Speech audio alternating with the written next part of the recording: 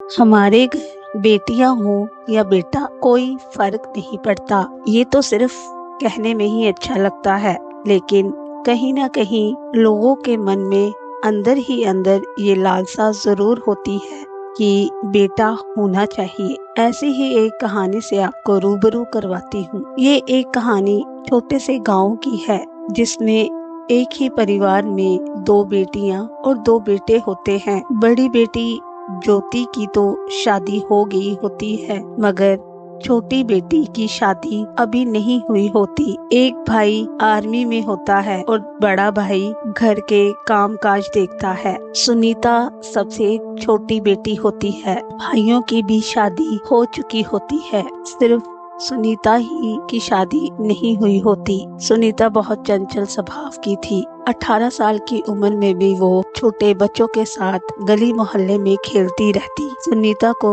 सभी मना भी करते कि इतनी बड़ी होकर गली मोहल्ले में नहीं खेलते, अंदर आ जाओ, मगर सुनीता का दिल चंचल था, जो कभी किसी की बात सुनता नहीं था। इसी वजह से सुनीता को उसकी मासी के घर भेज दिया गया। घर वालों ने जब 1 महीने बाद सुनीता को घर बुलाना चाहा, तो मासी ने कहा कि मैंने सुनीता का चंचलपन देखकर उसकी शादी कर दी है। ये सुनकर भाई बहनों को झटका सा लग गया कि बिना उन्हें बताए मासी ने सुनीता की शादी कैसे कर दी, और दूसरी तरफ सुनीता से नाराज हो गए कि सुनीता ने भी हमें बताना जरूरी नहीं समझा। इसी वजह से अब सुनीता से उनका रिश्ता खत्म हो चुका था। सुनीता ने भी नई दुनिया बसा ली थी। सुनीता की जिससे शादी हुई थी, उसका इस दुनिया में कोई नहीं था। वो सिर्फ अकेला था, जिसका नाम जीत था। सुनीता के मन में बेटियों को लेके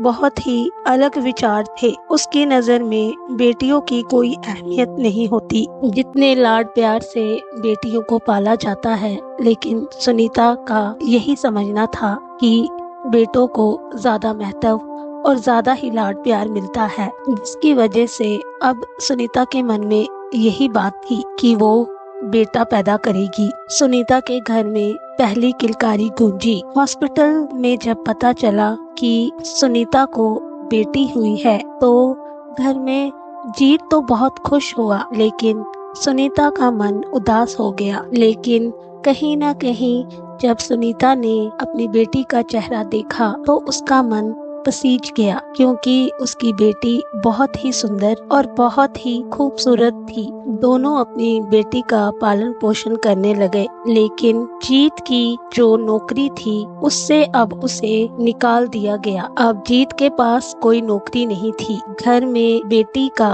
और अपनी पत्नी का खर्च चलाने के लिए मुश्किलें बढ़ रही थी। तभी सुनीता ने ये फैसला लिया कि मैं भी आपके साथ काम करूंगी। जब तक आपको कोई नौकरी नहीं मिलती, तब तक मैं आस पड़ोस के घर पर काम करूंगी। बेटी को भी हम दोनों मिलकर संभाल लिया करेंगे। हफ्ता बीत चुका था। सुनीता घरों में काम कर रही थी और जीत अपनी बेटी को संभाल रहा था। काम से थक हार कर जब सुनीता घर आती, तो उसके चेहरे पर एक उदासी सी रहती। उसके मन में आज भी यही एक प्रश्न था कि काश हमें बेटा होता, तो वो जल्दी से बड़ा हो जाता और हमारी जिम्मेवारी ले लेता।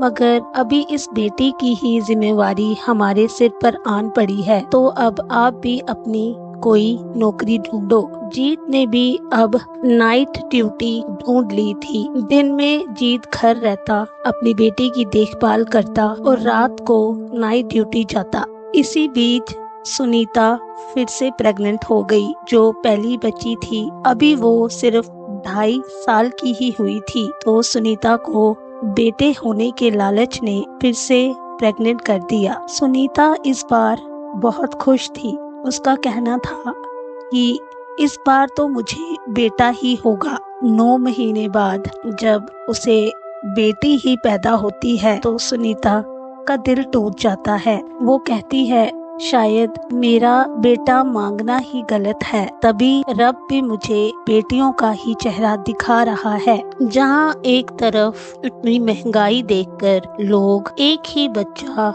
होना लाजमी समझते थे, वहीं दूसरी तरफ सुनीता का बढ़ता लालच बेटे के प्रति दूसरे साल में ही 2 और जुड़वा बच्चियां पैदा कर देता है। अब सुनीता की 4 बेटियां हो चुकी थी। जो उम्मीद थी बेटे के प्रति वो अब खत्म हो चुकी थी, क्योंकि जुड़वा बच्चों को पैदा करते ही सुनीता को पीलिया की शिकायत हो जाती है और सुनीता काफी बीमार पड़ जाती है। जहां एक तरफ 4 बेटियां और दूसरी तरफ सुनीता का बीमार पड़ जाना, ये जीत के लिए काफी मुश्किल पैदा कर गया।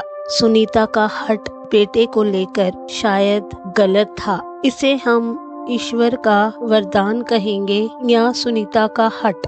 हर कोई अपनी राय दीजिएगा कमेंट सेक्शन में और लाइक करके इस कहानी को पसंद करिएगा।